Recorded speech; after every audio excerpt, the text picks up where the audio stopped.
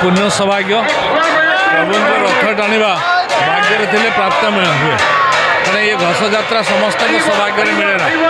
जहाँ सौभाग्य थी प्रभु कृपा थी से टाणी पारे तेणु प्रभु कृपार प्रभु दयार आम ये घोष यात्रा सामिल हो पार तो निजक धन्य मन कर आशा भगवान इथर प्रभु श्री जगन्नाथ जगतर कल्याण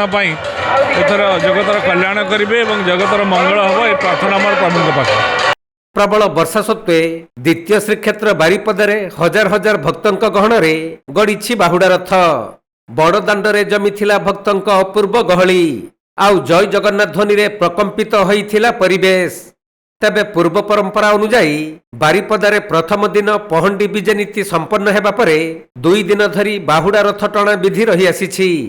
प्रथम दिन अति आनंद उल्लासर सहित एही परंपरा संपन्न होइथिबा बेले प्रथमे श्रीजगन्नाथଙ୍କ नंदीघोष रथକୁ माउसीमा मंदिर निकटरू श्रीमंदिर अभिमुखे टणा जाइथिला।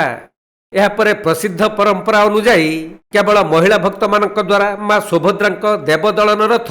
टाउन थाना सम्मुख पर्यंत टणा जाई नीति समाप्त होइथिला।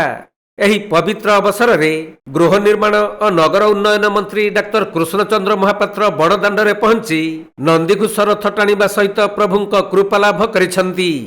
एपटे दूर दूरांतरू आसीथिबा शताधिक महिला भक्त माने मां सुभद्रांक रथ टाणी भाव विह्वल होई पड़िबा सह अपार आनंद लाभ करिसेंती। तेबे रथारूढ़ श्रीजीव मानक दिव्य दर्शन और सानिध्य पाइबा पई बारिपदा बड़दाण्डे जनसमुद्र सृष्टि होइथिला। आज को 22 वर्ष है बेंगलोर प्रत्येक वर्ष आसी माँ को आशीर्वाद जोड़ा कि बारिपदा को द्वितीय श्रीक्षेत्र कह जाए तो मत से माने बहुत सौभाग्य मन करे कि मत से सुजोग अपॉर्चुनिटी प्रत्येक वर्ष मिले यहाँ माँ को आशीर्वाद नहेले केबे भी पॉसिबल नुहे कि मु प्रत्येक वर्ष आसिक माँ को रथ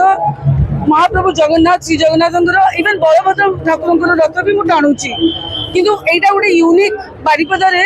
जे खाली माँ शिवनाथ रथ माँ भौणी मैंने टाणती जोटा कि सबुठू आई थिंक दुनिया रे सबुठू गोटे बहुत यूनिक जिनस तो माँ को आशीर्वाद होती जिते पर्यटन पारि मु भावुची माँ को आशीर्वाद रही प्रत्येक वर्ष सुजोग पाइले सौभाग्य हेले मु आसिक माँ को सेवा रथ डेफिनेटली टाणी